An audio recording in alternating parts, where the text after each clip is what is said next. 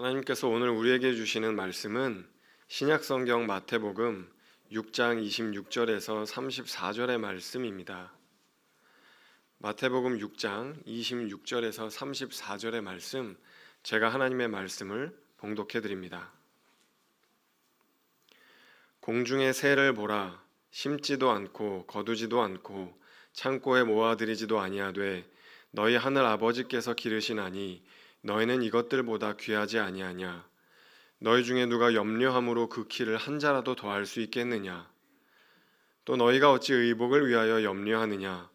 들의 백합화가 어떻게 자라는가 생각하여 보라. 수고도 아니하고 길쌈도 아니하느니라.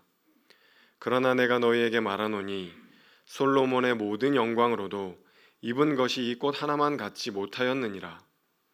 오늘 있다가 내일 아궁이에 던져지는 들풀도 하나님이 이렇게 입히시거든 하물며 너희일까 보냐 믿음이 작은 자들아. 그러므로 염려하여 이르기를 무엇을 먹을까 무엇을 마실까 무엇을 입을까 하지 말라. 이는 다 이방인들이 구하는 것이라. 너희 하늘 아버지께서 이 모든 것이 너희에게 있어야 할 줄을 아시느니라. 그런즉 너희는 먼저 그의 나라와 그의 의를 구하라. 그리하면 이 모든 것을 너희에게 더하시리라. 그러므로 내일 일을 위하여 염려하지 말라. 내일 일은 내일이 염려할 것이요 한 날의 괴로움은 그날로 족하니라. 아멘.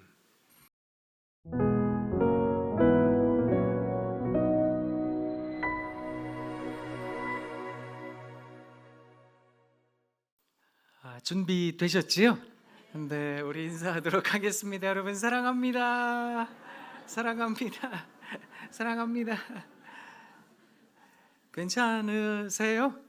네, 자 이제 용기를 좀 더 내셔서 눈을 크고 동그랗게 뜨시고 우리 앞뒤 옆에 계시는 분들을 향해서 한번 감탄하도록 하겠습니다. 우와, 야.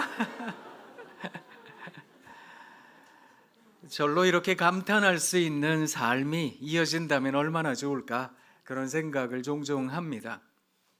하나님 날마다 좋은 일 보게 하시고 하나님 그저 날마다 좋은 소식 듣게 하시고 그저 억지로 이악 물고 고맙습니다 하는 인생이 아니라 저절로 감사해요 합니다. 하나님 참 고맙습니다. 그런 삶이 우리들에게 이루어질 수만 있다면 얼마나 좋을까 그런 생각을 종종 합니다. 저는 어렸을 때 제가 세상의 중심에 있는 줄 알았습니다. 저는 참 귀하게 자랐기 때문입니다. 보시기에도 그렇지만 그래서 온 세상이 저를 중심으로 움직이는 줄 알았습니다. 저는 삶의 주인공이라는 생각을 참 많이 했더랬습니다. 초등학교 졸업하고 중학생이 되고 고등학생이 되면서 깨닫게 되었습니다. 나는 아무것도 아니로구나. 그것을 깨달으며 지금까지 살아온 것 같습니다. 날마다 하나님 앞에서 참 좋은 인생이길 또 그런 삶이길 원하지만 때로 우리가 속한 조직, 우리가 속한 단체 거기에서 나는 배터리 같은 인생이로구나. 나는 쓸모 없어지면 폐기되어지는 그런 존재로구나. 그것을 깨닫게 되다 보면 나는 지금까지 뭐하고 살았나? 나는 어떤 인생인가? 그런 생각에 남모를 눈물 훔치며 그저 마음 무너지게 되는 것 우리가 아닐까 그런 생각을 합니다. 우리 마음에는 온통 소원이 하나가 있지 않을까? 그런 생각을 합니다. 나도 좀 꽃이 되고 싶다. 나도 좀 그런 삶이 되고 싶다. 이런 생각 말입니다. 제가 여러분들에게 김춘수의 꽃이라는 시를 읽어 드리도록 하겠습니다. 잘 아시죠? 시가 좋습니다. 내가 그의 이름을 불러주기 전에는 그는 다만 하나의 몸짓에 지나지 않았다. 내가 그의 이름을 불러주었을 때 그는 나에게로 와서 꽃이 되었다. 내가 그의 이름을 불러준 것처럼 나의 이 빛깔과 향기에 알맞은 누가 나의 이름을 불러다오. 그에게로 가서 나도 그의 꽃이 되고 싶다. 우리들은 모두 무엇이 되고 싶다. 너는 나에게, 나는 너에게.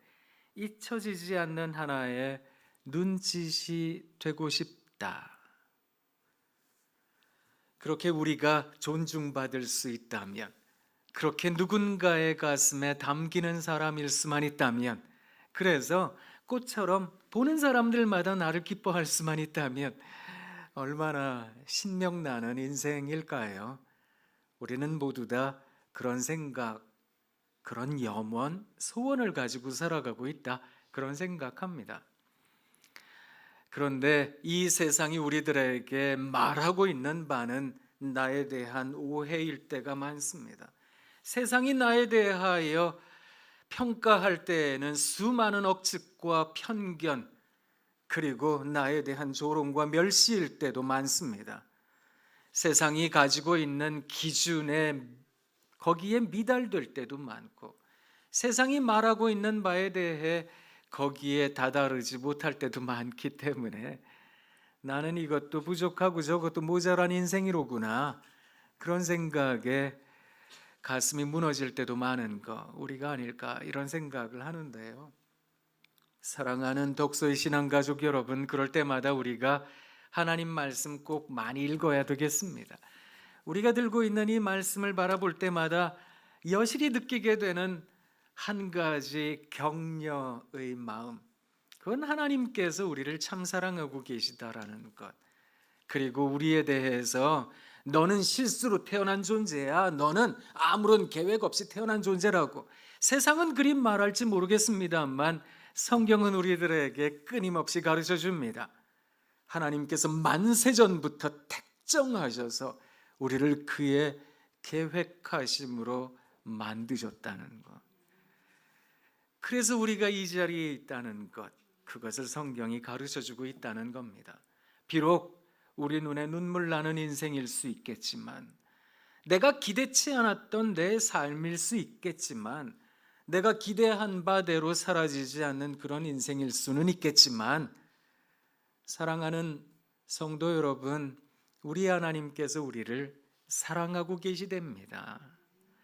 그것이 언제 나타나게 되는 걸까요? 어쩌면 이 세상에서, 이 땅에서는 아닐 수 있겠습니다.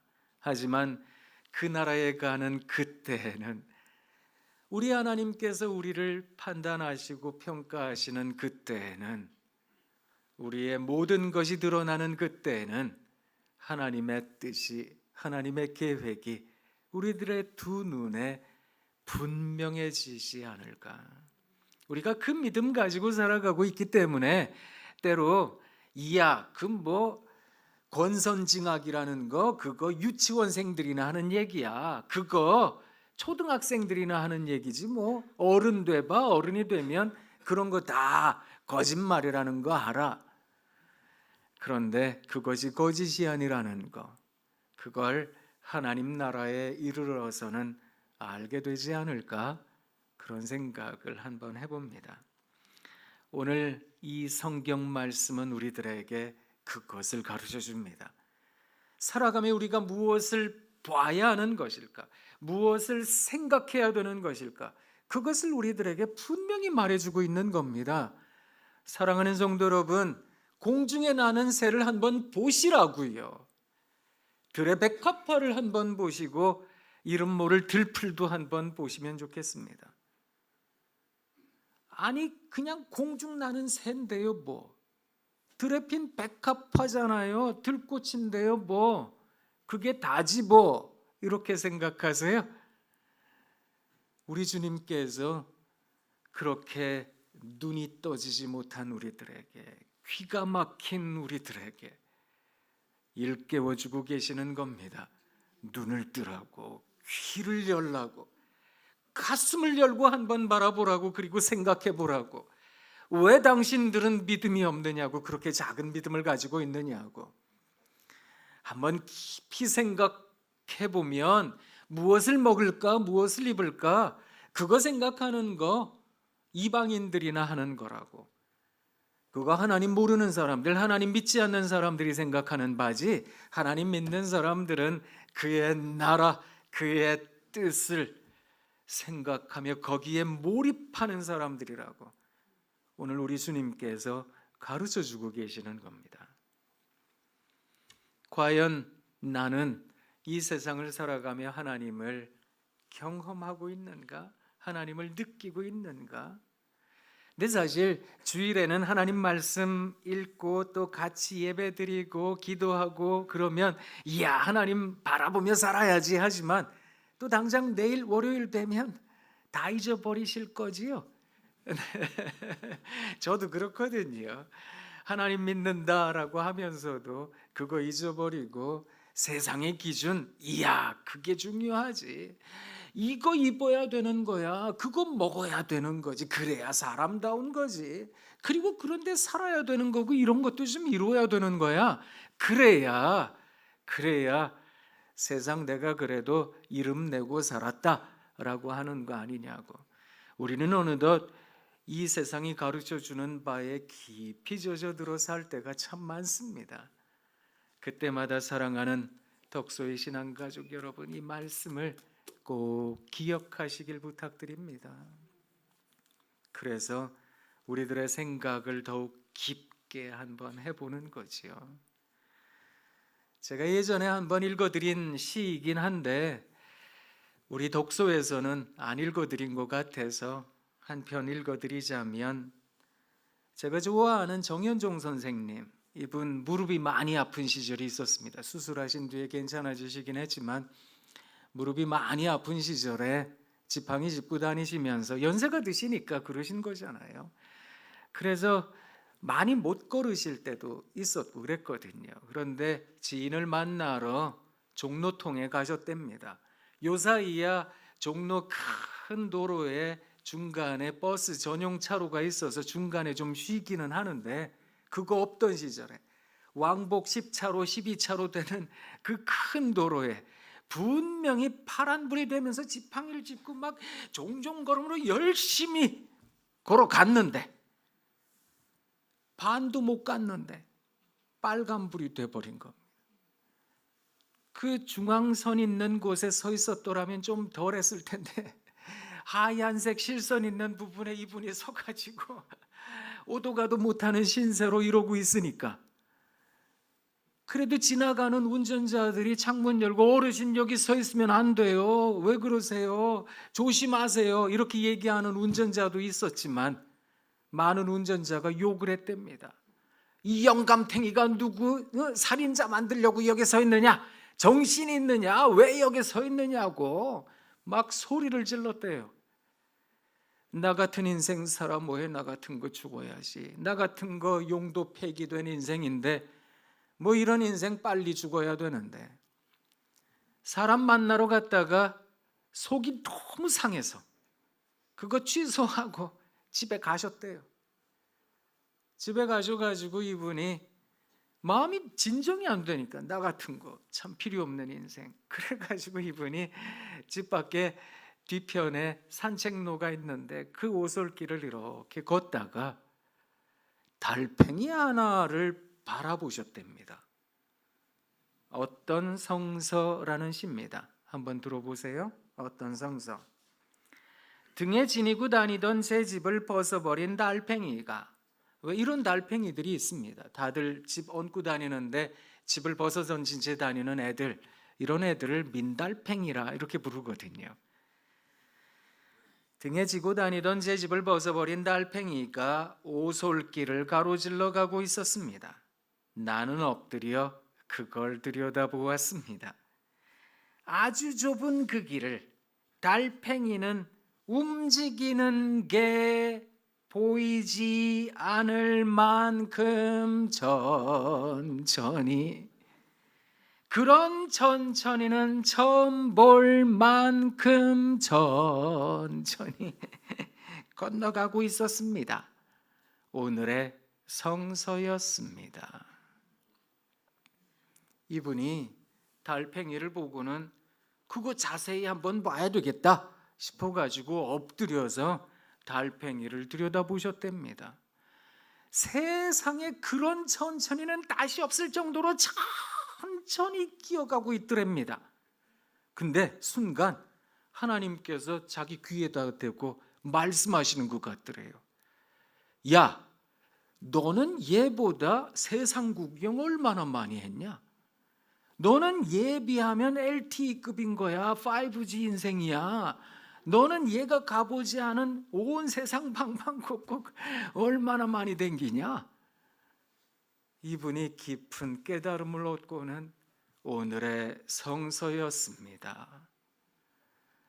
사랑하는 성도 여러분, 공중에 나는 새를 보시라고요. 저 새는 크네, 작네, 저거 독수리인가? 그거 보지 말고요. 얘네들은 어떻게 먹고 사는지 보시라는 겁니다. 길쌈도 안 하잖아요. 수고도 안 하잖아요. 백합화를 보시라고요. 한번 생각해 보시라고요. 들풀을 보시라고요. 눈을 열어보시라고요. 나는 과연 내 눈앞에 보이는 것을 그냥 단지 현상으로만 보고 있는지, 아니면 그 깊숙한 곳에 있는 것을 보고 있는지. 중세시대 때부터 철학자들과 신학자들, 학문을 하는 사람들이 아주 중요하게 여겼던 단어 하나가 있습니다. 그 단어가 라틴어로 이야기를 하자면 스튜디오시타스라고 하는 단어입니다. 이 단어의 뜻은 면학심 혹은 탐구심, 그런 뜻입니다. 그런데 저는 그 단어를 이렇게 번역하고 싶습니다. 마음에 말을 걸다.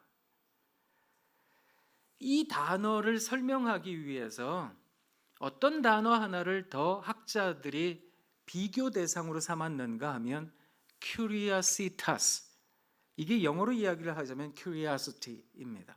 호기심이라는 말입니다. 우리가 어떤 호기심을 가질 때가 있거든요. 이런 지적 호기심이 있을 수가 있잖아요. 거기에 대해서 내가 알고 싶다, 이거 한번 배워보고 싶다. 그래서 우리가 그것을 열심히 탐구해서 알게 되는데, 알고 나서는 금방 호기심이 사라지니까 그걸 관심을 끊어버리더라는 겁니다.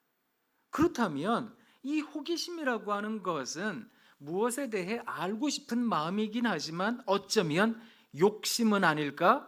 내가 알고 싶은 거 알았으니까, 내 욕심이 채워졌으니까 그거 이제 나하고는 더 이상 관계가 없는 거야, 상관없는 거야 하고 관심을 끊어버리는 것. 그건 어쩌면 인간의 욕심의 반론은 아닐까? 이렇게 생각을 했던 겁니다. 왜 사랑을 하는 남녀 한번 생각해 보세요. 너무너무 관심이 많고 호기심이 있고 그래가지고 이야, 우와, 예쁘다 뭐 이렇게 서로 사랑하잖아요. 그리고 나서 이제 결혼하고 나면 알 거 다 알았으니까 난 관심 딱 끊어버리는, 그거는 자기의 욕심을 채운 것과 다름이 아니지 않을까, 그렇게 생각을 해보자는 겁니다. 그런데 이 단어를 왜 얘기를 했는가 하면 아까 말씀드렸던 스튜디오시타스, 이게 스터디, 공부하다 뭐 이런 뜻이 된 건데요. 이 단어가 무엇인가 하면 내 옆에 있는 사람을 바라보면서 단지 현상으로 바라보는 것이 아니라 그에 대한 관심을 갖습니다. 이게 호기심처럼 보이는데, 그런데 알면 알수록 더 깊은 것을 깨닫는 관계를 말한다는 겁니다. 쉽게 말씀드리면 이렇습니다. 성경 말씀 우리 보잖아요. 그래서 성경 66권에 있는 말씀 신앙생활 오래 하신 분들은 많이들 아세요. 선한 사마리아인의 비유입니다. 뭐 가라지 비유입니다. 창세기 어떤 내용이 있고요, 출애굽기 어떤 내용이 있고요, 시편에 어떤 말씀이, 아시지요? 다 알았으니까 됐어 이러고 성경 던져버리고 나 성경 다 압니다.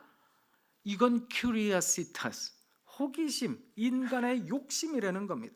자기 욕심 채워지니까 절박할 때는 하나님 말씀 막 보다가 절박한 상황 지나고 나면 에이 그거 뭐 볼 시간이 어디 있나, 바쁜데, 그건 욕심이라는 겁니다. 그런데 말씀을 읽을 때마다 이 말씀이 내 마음에 이렇게도 느껴지고 저렇게도 감동이 되고, 말씀을 읽을 때마다 꿀과 송이꿀보다 더 답니다. 이야, 이런 의미가 있었네요. 이런 뜻이 있었네요. 하나님, 그것을 발견할 수 있는 것, 그것을 스튜디오시타스라고 불렀던 겁니다. 마음에 말을 건네는 겁니다. 한번 생각해 보세요. 길거리에 어떤 사람이 지나가다가 갑자기 웩 하고 소리를 질렀어요. 그럼 내가 깜짝 놀라죠. 무슨 생각 드세요? 깜짝 놀란 다음에 저 인간이 미쳤나? 왜 나한테 소리를 지르고 저래? 저거 미친놈 아니야? 막 이런 생각 드시죠?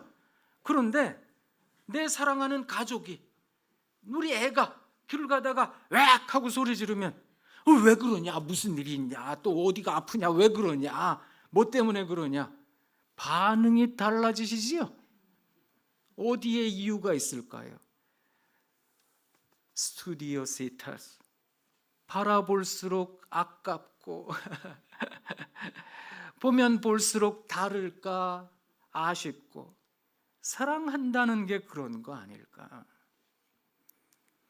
우리는 어떤 심정으로 하나님께서 조성하신 세상을 살아가고 있는 것일까요? 그저 좋은 거 바라볼 때는 우와 이런 거 잘 되는데, 안 좋은 거 보면 이야 이게 어렵거든요. 자, 한번 앞뒤 옆에 계신 분들을 향해서 눈을 크고 동그랗게 뜨고 한번 감탄해 보도록 하겠습니다. 우와, 이야. 아니 자기가 날 언제 봤다고 우아래. 아니 그래 해줄게 우아 그래. 어떻게 보면 이야 참 이야 하고 눈을 뜬다는 게 진짜로 어려운 겁니다. 그런데 오늘 성경이 우리들에게 그것을 깨우쳐주고 계시는 겁니다. 지난 수요일부터 제의 수요일, 그날부터 사순절이 시작되었습니다. 오늘은 첫 번째로 맞이하는 사순절 첫 번째 주일입니다. 그래서 제가 이 보라색 넥타이를 메고 서기도 했는데, 우리 주님께서 이 땅에 오신 이유가 어디에 있을까? 비아 돌로로사, 십자가의 길을 걸어가신 우리 주님, 그 마음에 이룰 수 있는 우리들이길 원합니다. 해마다 연초에는 잘 안 불러요, 이 찬양. 연말이 되면 많이 부릅니다. 젊어서는 또 잘 안 불러요. 연세가 많이 드셔서 많이 불러요. 뭔지 아시지요? 같이 불러볼까요? 지금까지 지내온 것 주의 크신 은혜라, 한이 없는 주의 사랑 어찌 이루 말하랴. 자나깨나 주의 손이 항상 살펴주시고, 모든 일을 주 안에서 형통하게 하시네. 그저 사랑하는 성도 여러분들께서 빨리 깨달으시기를, 저도 빨리 깨닫기를, 그래서 우리 하나님께서 인도하고 계셨던 거다. 하나님께서 만사 형통케 하셨던 거다. 비록 눈물 많고 입에 한숨 가득한 세월일 때가 있었지만 지내놓고 보니까 이야 하나님의 은혜였습니다. 우와 하나님께서 여기까지 인도하셨습니다. 그것이 우리의 마음에 그득할 수 있는 우리가 되면 좋겠습니다. 지난번에도 한번 여쭙기도 했습니다만, 여러분 어떠세요? 걸어다니는 것, 뛰어다니는 것 당연하게 생각하세요? 무릎이 아파 본 사람은 이게 당연하지 않다는 걸 압니다.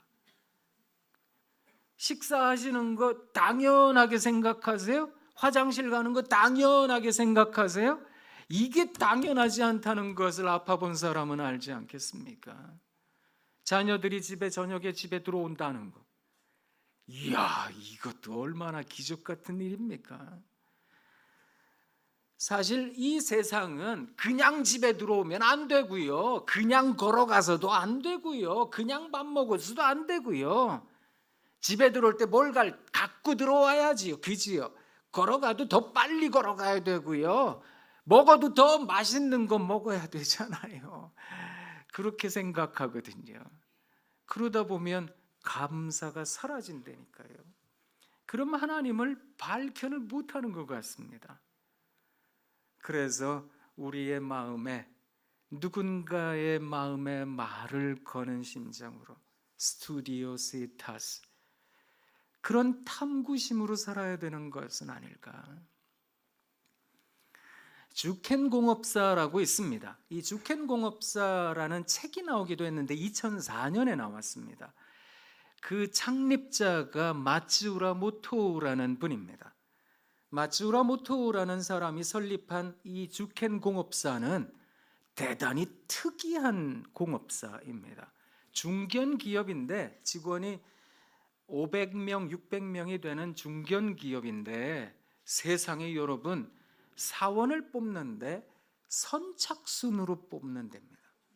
이게 가능하다고 생각하세요? 우리가 사원을 뽑는다면 어느 학교 나왔나? 자격증은 어떤 게 있나? 기술이 있나? 경력이 있나? 이런 것도 따져볼 텐데 선착순으로 뽑는다는 거예요. 이유가 뭔지 아세요? 경력이 좋고 실력 있는 사람, 좋은 대학 나온 사람들은 몇 년 안 가서 헤드헌터들이 다 뽑아간대요. 다른 회사로. 또 다른 회사에서 자꾸만 유혹한대요. 우리 회사 오면 업무 환경 더 좋게 해주겠다. 연봉을 더 주겠다. 그러니까 사람들이 자꾸 다른 데로 가더라는 겁니다. 머리 좋은 사람 뽑아놨더니 얼마나 잔머리를 쓰는지.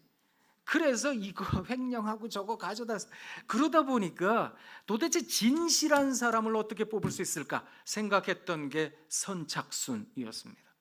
그런데 이 선착순을 어떻게 뽑았는가 하면 공고 일자를 밝히지 않았어요. 어느 날 아침에 새벽에 팻말을 회사 앞문에다가 오늘 사람 뽑습니다. 몇 명 뽑습니다. 세워놓으면 막 제일 먼저 뛰어온 사람이 선착순으로 들어간대요. 그러다 보니까 그 공업사 앞에 이 조그만한 천막을 치고 텐트를 치고 거기서 계속 기다리고 있는 거죠. 하염없이 어떻게 하든 들어오고 싶어서요. 그렇게 뽑다 보니까 초등학교 졸업생도 있고 또 외국인도 있고 아무런 기술 능력이 없는 사람도 있고 그런데 이렇게 열정을 갖고 들어오다 보니까 회사가 가르치겠다. 공부도 가르치고 기술도 가르치고 다 가르치겠다. 그렇게 가르쳤더니 얼마나 회사에 진실한 마음으로 서는지 임하는지. 그런데 이분이 이렇게 선착순으로 이 회사를 운영하게 된 데는 이유가 있답니다. 그 책에 보면 몇 명의 아주 인생의 중요한 인물들을 만났는데 그 중에 한 사람, 우리 귀에 익숙한 패티김의 남편 기로균 씨라는 이름이 나옵니다. 기로균이라는 분이 작곡가이자 왜 색스폰 연주자시잖아요. 그런데 이 색스폰 연주자에게 이 마츠우라 모토라는 사장이 색스폰을 배웠답니다. 근데 색스폰을 배우는데 이분이 이제 선생님에게 워낙 색스폰 대연주자니까 그분에게 이걸 배우면서 나도 선생님만큼 잘해야지, 나도 그런 기술을 가져야지, 기교를 부려야지 그 열심히 배웠답니다. 그래서 한 미군 부대에서 공연하는 날짜가 있어서 선생님을 이제 객석에 모시고 제가 이만큼 선생님께 배웠습니다 하고 열심히 그 앞에서 막 불었답니다. 다 이제 연주를 마치고 객석에 내려와서 선생님 제가 잘 불었지요? 이렇게 한마디 했더니 기로균 씨가 마츠우라 모토에게 이렇게 말을 했답니다. 자네 연주를 듣고 누군가가 눈물 흘린 적이 있나? 그 질문을 받는데 이 사람 뒤통수로 뭔가 한 대 얻어맞은 것 같더라는 겁니다. 그리고 곧이어 이어지는 질문. 누군가의 마음에 말을 걸어본 적이 있냐는 말일세. 이렇게 물어봤답니다. 차원이 다른 것을 이분이 바라보고 있었구나. 이 생각이 문득 들었답니다. 자기는 어떻게 하면 색소폰 연주를 할 때 이건 내가 어떻게 하면 이 기술과 기교를 내가 이걸 선생님으로부터 배워서 이걸 내가 어떻게 할 수 있을까? 그런데 기록윤 씨가 마주울에게 했던 이야기는 누군가의 마음에 말을 걸어본 적이 있는가? 그래서 이분이 자기 공업사에서 볼트도 만들고 이러거든요. 세상에서 제일 작은 볼트, 너트. 그래서 100만 분의 1mg짜리 볼트를 만드는 회사, 뭐 이런 걸로 유명한 회사이기도 한데, 그거 만들면서 고객들의 마음에 말을 걸어야 된다. 그 생각을 했답니다. 그러려면 누구를 뽑아야 될까? 실력 있는 인재? 그게 아니라 누군가의 마음에 말을 걸 수 있는 사람. 사랑하는 독서의 신앙가족 여러분, 어쩌면 하늘나라에 가게 되면 우리 하나님께서 우리들에게 바라보고자 하시는 것은 네가 얼마만큼의 이름을 세웠느냐, 네가 얼마만큼의 많은 공적을 세웠느냐가 아니라 너는 세상 살면서 누군가의 마음에 말을 몇 번이나 걸었느냐고. 우리 주님께서 그것을 가르치시고자 이 땅에 오신 것은 아닐까? 그 생각을 해봅니다. 공중나는 새를 여러분 한번 보세요. 들의 백합화를 한번 보시라고요. 들풀을 보시라고요. 이걸 발견할 수 있어야 됩니다. 왜 그런 말씀을 하셨을까? 창세 때 우리 하나님께서 그런 심정으로 우리를 지으셨다는 겁니다. 나는 마음으로 너에게 말을 걸고 싶었다. 그래서 우주를 조성하신 하나님, 우리가 그 하나님을 믿는다면 우리도 세상 살며 누군가의 마음에 말을 걸어야 되지 않을까요? 결국 사람이 세상을 산다라는 것은 무엇인가를 태우는 거 아니겠습니까? 시간도 태우고 물질도 태우고 정력도 태우고, 그지요? 생선 구우면 생선 냄새가 나고 고기 구우면 고기 냄새가 나지 않겠습니까? 우리를 태우면 어떤 냄새가 날까요? 나는 어떤 향기를 뿜는 걸까요? 36.5도간의 사람, 뭐 미지근하지도 않지요. 그런데 그 36.5도간의 사람이 세상을 들끓게 할 수 있다는 것, 우리 하나님께서 우리들에게 원하시는 바가 아닐까, 그런 생각합니다. 제가 이런 설교를 했다고 또 우리 첼리스트인 우리 정 선생님 좀 이따가 설교 후에 또 헌금송 연주해야 되는데 얼마나 부담이 될까 그 생각이 들기는 하는데 괜찮아요.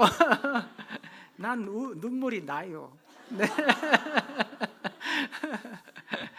그저 한 주간 살면서 누군가의 마음에 말을 거시는 여러분 다 되시길 부탁드립니다. 사랑합니다. 사랑합니다. 사랑합니다. 용기 내세요. 앞뒤 옆에 계신 분을 향해서 우와, 야. 기도하겠습니다. 하나님, 사랑하는 우리 덕소의 신앙 가족들이 언제나 하나님께 시선을 두게 하옵소서. 지금까지 살아온 거 당연한 게 아니라 우리들의 발걸음에 묻어있는 하나님의 은혜, 하나님의 사랑, 그것을 발견하는 열린 눈, 열린 마음, 그래서 우리들의 가슴에 언제나 감사가 끊이지 않게 하옵시기를 우리를 살리신 예수님의 이름으로 기도합니다. 아멘.